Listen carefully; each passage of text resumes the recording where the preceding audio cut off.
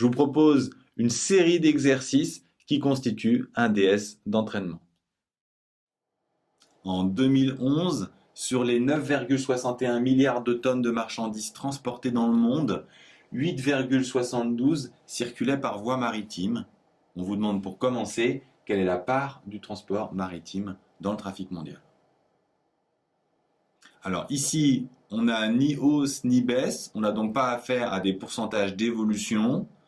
C'est un pourcentage de composition qu'on cherche. On cherche la part d'une partie dans un tout. Il suffit juste de diviser 8,72 par 9,61. On multiplie ensuite par 100 pour avoir le pourcentage et on fait une phrase de conclusion. L'année suivante, en 2012, le transport maritime représentait 1500 milliards d'euros. On estime qu'en 2020, il représentera 2000 milliards d'euros. Quel est le coefficient multiplicateur associé à cette progression et son taux d'évolution global? On a affaire à une hausse, à des pourcentages d'évolution. Donc la première chose à faire, c'est un schéma. Comment passe-t-on de 1500 à 2000? On multiplie par 2000 sur 1500, arrivé sur départ toujours.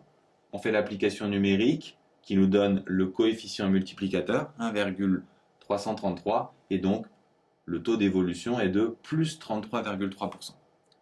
Si on ne vous avait pas demandé le coefficient multiplicateur, vous pouviez également avoir le taux d'évolution avec la formule valeur finale moins valeur initiale sur valeur initiale fois 100, qui vous permettait de retrouver le même résultat. Depuis le début du siècle, la taille des navires de transport a explosé et donc ils peuvent transporter beaucoup plus de conteneurs. On estime que cette augmentation entre 2000 et 2015 se chiffre à plus 170%. Le plus gros navire en 2015 peut transporter 14 500 en conteneurs et on vous demande d'estimer la capacité du plus gros conteneur en 2000. À nouveau, on a affaire à un pourcentage d'évolution, donc on commence par un schéma. Attention ici, tout d'abord, la valeur qu'on connaît, c'est la valeur finale. Et la difficulté, c'est traduire les plus 170%. Je vous rappelle que plus 70%, ça ferait fois 1,7, donc c'est pas fois 1,7. On a déjà vu que plus 100%, c'est fois 2. Plus 170%, c'est donc fois 2,7. C'est intéressant tout de suite d'expliquer ce résultat. Ensuite, pour trouver n, on peut faire le chemin inverse de la multiplication par 2,7 qui est une division par 2,7 et rédiger. Ou alors, regarder le problème comme une équation.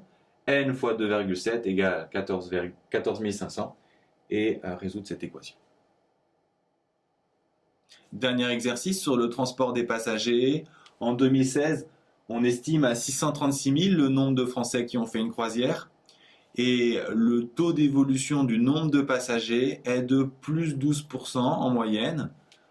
Quel sera le nombre de passagers à faire une croisière en 2017, en 2030 et quel sera le taux d'évolution global sur la période 2016-2030?